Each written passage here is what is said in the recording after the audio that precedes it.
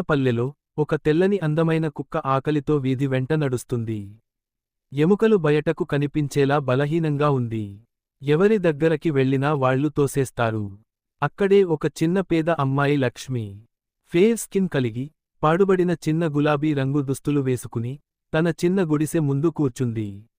బ్రౌనిని చూసి ఆమె గుండెలో దయ కలుగుతుంది. మొదటి పరిచయం.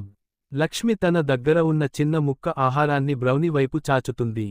మొదట బ్రౌని భయపడతాడు, తర్వాత నెమ్మదిగా ఆహారం తీసుకుంటాడు. ఇద్దరి కళ్ళు కలిసిన క్షణంలోనే ఒక బంధం మొదలవుతుంది. బాధల పంచుకోలు. రోజులు గడుస్తాయి. లక్ష్మి, బ్రౌని ఇద్దరూ విడదీయలేని స్నేహితులు అవుతారు. లక్ష్మి తన కష్టాలు, తల్లిదండ్రులు లేని జీవితం, కూలీ పనులు చెబుతుంది. బ్రౌని నిశ్శబ్దంగా వింటూ తోక ఊపుతాడు. ఒక రాత్రి, లక్ష్మి ఇంటికి వెళ్తున్నప్పుడు కొంతమంది అబ్బాయిలు ఆమెను వేధించేందుకు వస్తారు. వెంటనే బ్రౌని గట్టిగా మొరిగి వాళ్లను తరిమేస్తాడు. లక్ష్మి గుండెల్లో కృతజ్ఞత నిండిపోతుంది. పండుగ రోజు. పల్లె పండుగలో పిల్లలందరూ తీయని వంటకాలు తింటుంటారు. కానీ లక్ష్మి దగ్గర డబ్బు లేదు. బాధతో చూస్తుంది.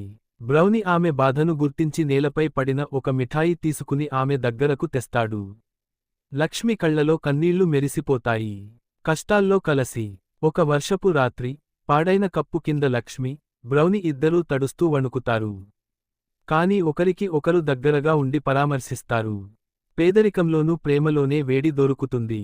కొత్త ఆరంభం. ఒక దయగల సామాజిక కార్యకర్త లక్ష్మి బ్రౌనికి ఆహారం పెడుతున్న దృశ్యం చూస్తాడు.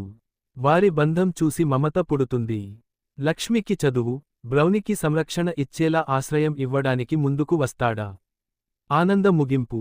కొన్ని నెలల తరువాత, లక్ష్మి కొత్తగా గులాబీ రంగు స్కూల్ యూనిఫామ్ వేసుకుని పాఠశాలకు వెళ్తుంది. ఆమె పక్కన ఆరోగ్యంగా ఉన్న తెల్లని అందమైన బ్రౌని నడుస్తాడు.